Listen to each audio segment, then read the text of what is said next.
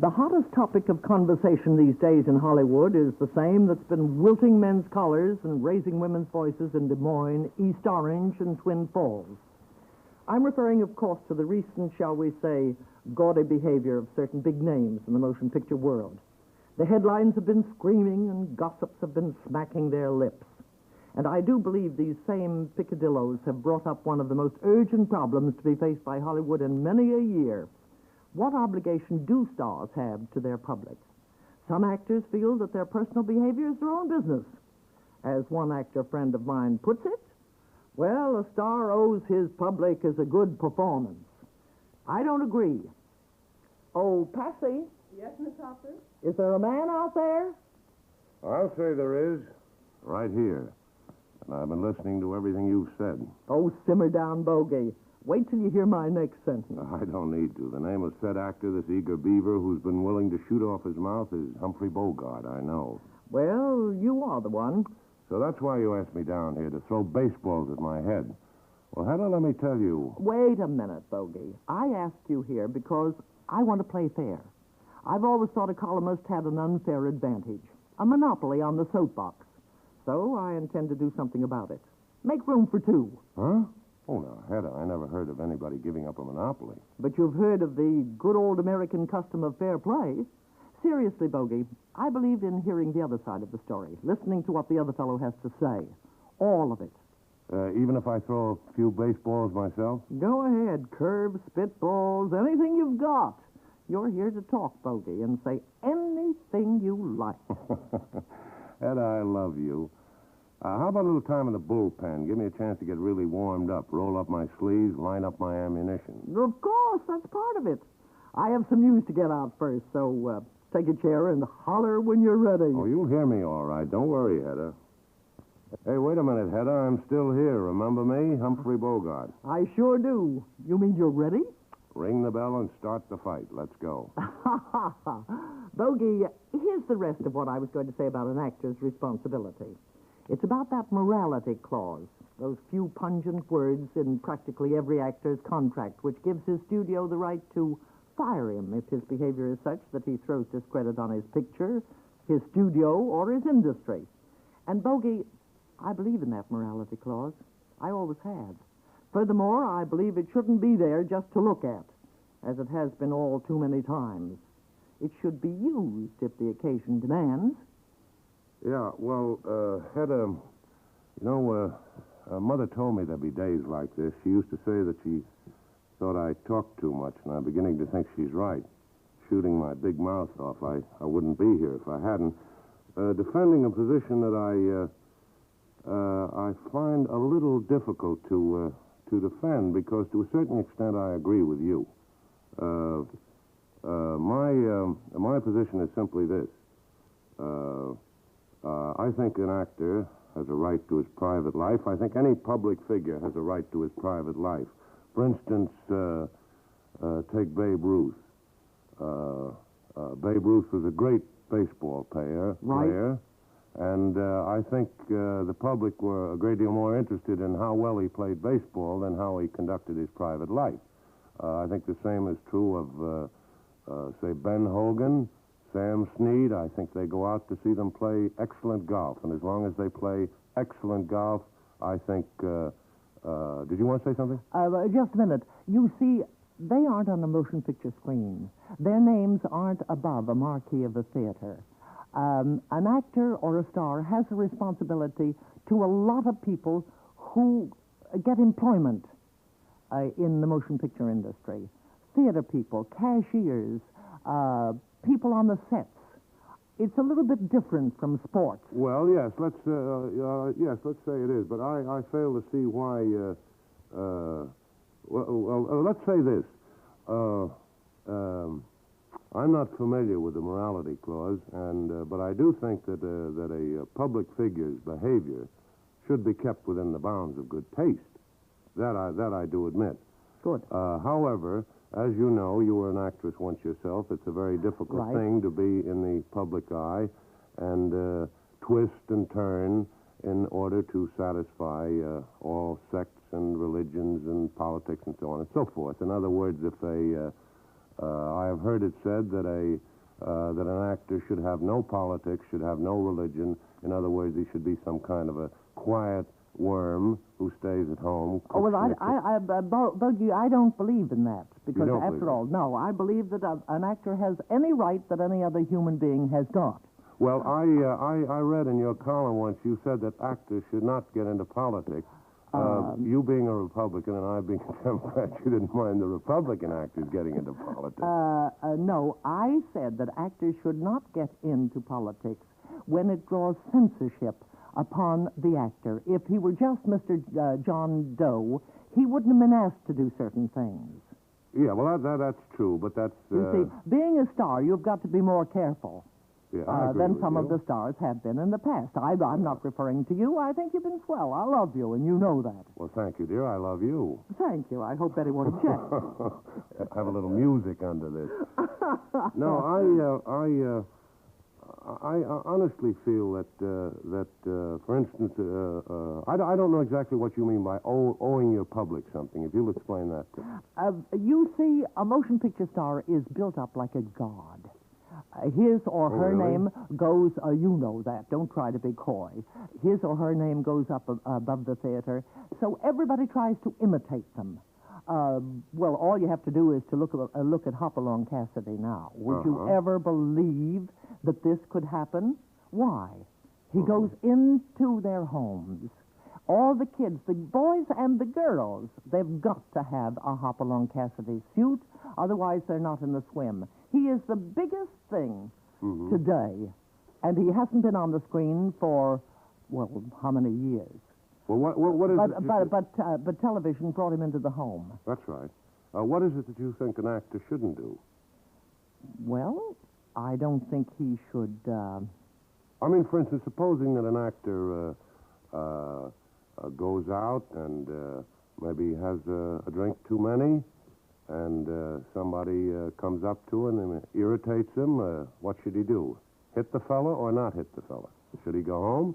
Well, I don't think he should... Do you think that would, for instance, would that invoke the morality clause?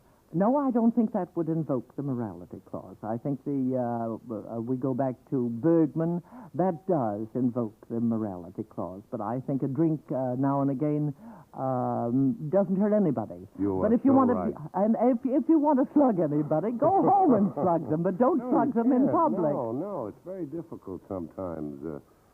Being in the position we're in, used to happen to Dempsey. It happens quite often to the so-called tough figures of the screen. There's always some little guy who wants to show off to his girl and says... and be a big shot. Yeah, and he says, I don't think he's so tough. I'm going to prove it. Now, what are you supposed to do? Let him try to prove it or go home? If he's big enough, I go home, you know. Well, you see, Bogey, on the screen, you're our toughest guy. Yeah. And I don't think that you should... I don't think you have to prove... You know, I'm braver than Flynn. You know that, don't you? Oh, I know that. I know you can lick him, too. Yeah. But well, I don't think you've got to... I don't think you've got to prove it off the screen, Bogey. Because you've proved that. Of course, I know you're a sentimentalist at heart. I've seen it. You think I am? I know you are. Otherwise, you wouldn't have dragged I have no out... comment to make on that. Well, I'll tell a story that I don't think anybody's ever heard. Well, I know you're a sentimentalist, or you wouldn't have dragged out those pictures, those baby pictures, and those baby clothes that your mother had saved years ago, the last time I came up to your house to interview you. Well, I suppose that does make me. I hope my rough public in Brooklyn doesn't hear this, though. Well, I think they'll like it. Well, I hope you see, you've do. proved that you're the toughest guy on the screen, but Yeah. you don't have to prove it in real life. That's I what got mean. a little something to tell you about the morality clause in my contract, which, incidentally, I've never read. You know, I have a long contract with Jack Warner, 15 years. I know that. And I objected to the morality clause because who is to say what is moral? I mean, what side says this behavior is moral? For instance, if I take a drink, the WCPU says that's an immoral act. You see, so it's a kind of a dangerous thing in a way unless it's properly used. However, so I objected to the morality clause, and finally we made a compromise. Jack said that the morality clause would stay in effect the first 7 years of the contract. After that, he didn't believe I would be able to do very much of anything. to violate the morality clause. He wasn't casting a reflection on your age, was he, by No, any chance? slightly. He might have been. He might have been. Well, this last trip to New York, I must say, you missed out on a lot of headlines. You didn't take pandas to nightclubs, which, by the way, I thought was very amusing. I thought it was an amusing thing, too, and the country at large seemed to find it amusing. The press seemed to find it amusing. I must say that you can't always be as lucky as that. It was one of those things that you do on the spur of the moment. It seemed a funny idea, and it came out in a rather amusing way. You don't think that would be sufficient reason? No, I think everybody, if you can hand people a laugh in this weary world, I think everybody is grateful. You see, I thought of taking a moose head into the Harvard Club this time, but then I decided that wasn't. That would have been funny wonderful. That would have been gotten headlines all over the world. Here's something that I want to ask you. If the stars, the actors, stayed home and behaved like the good little boys and girls that the columnists seem to want them to behave, and the producing association and so on and so forth, you realize that you wouldn't have anything to write about at all? I'd be out of business. You'd be out of business. Yes. Too.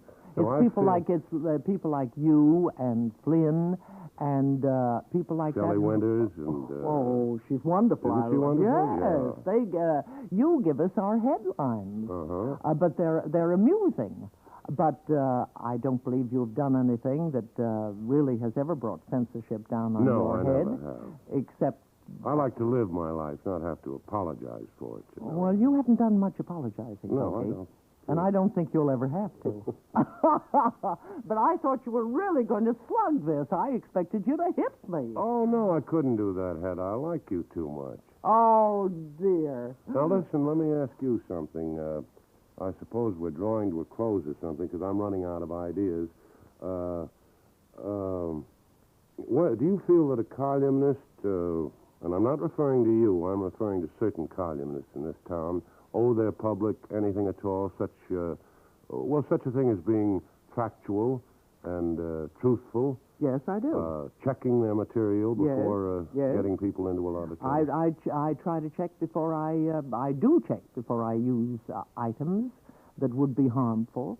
If I think a picture is bad, I say so. I don't say, that comes under the head of criticism. Sure, that comes into the head of... But you've got to be honest with your public, or you won't have a public, Bogey. Yeah, well, I've always honest with my public. I know My behavior has always been completely honest, and that's what I mean by living your own life and owing your public only a good performance, a good piece of work. That's what they pay to see. I'm not the first actor who said this, you know. No. Robert Morley said it. Jack Barrymore said it. Maud Adams felt it. Daniel Frohman. Well, Jack Barrymore. Back in your day, Jack Barrymore lived. Thank you for the compliment. Jack Barrymore lived a full life, and if he hadn't lived such a full life, colorful life, yeah. He might be with us today. I believe that, and I'm sorry that he's gone. I think that's one of the things that's wrong with the picture business is the color and the glamour that's gone out of it, because so many of the people have been so frightened and scared by what publicity they might and the criticism that they might entail. And the criticism that we've lost a lot of the color and the glamour that we used to have. If you remember the old days when Jack Gilbert, he was wonderful. Colorful He was wonderful. town, you know. Well, but what about this latest Bergman thing? You think that has drawn down or should draw censorship down on? Well,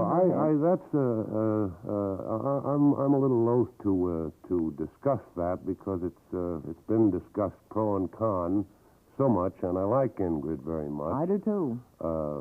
She risked her whole career and her whole life for, it's a case of love conquers all. I wouldn't condemn her or condone her. It's an unfortunate situation. Has to do with timing, I guess, or something like that. Who was it? Shakespeare said the time is out of joint. Yeah. Well, I think you've given us an awful lot of your time, and I'm very grateful. How do you like being on the soapbox? I wish I had a more defendable position to defend, frankly, Hedda. Well, thank you very much, dear. You're very welcome. Thank you for coming, Bogey. Thank you.